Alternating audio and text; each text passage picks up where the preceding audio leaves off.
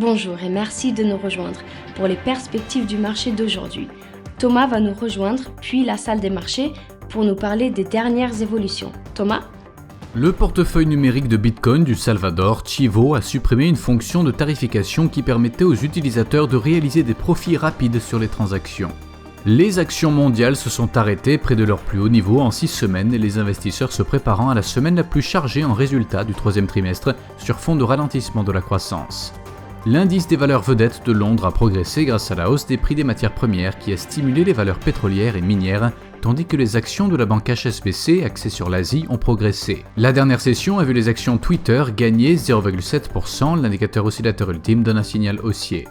La paire euro-dollar a fait une légère correction à la baisse lors de la dernière session, perdant 0,2%, l'indicateur stochastique RSI donne un signal haussier. La paire livre sterling-dollar s'est échangée latéralement lors de la dernière session, l'indicateur stochastique RSI indique un mouvement haussier.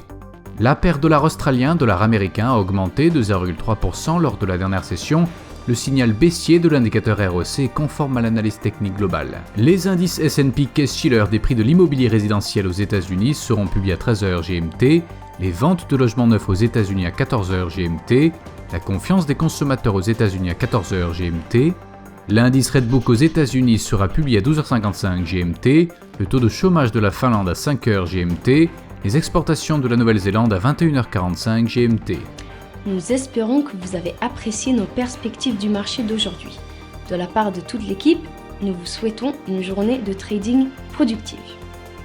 N'oubliez pas de nous rejoindre la prochaine fois pour toutes nos analyses des derniers événements et nouvelles sur les marchés financiers.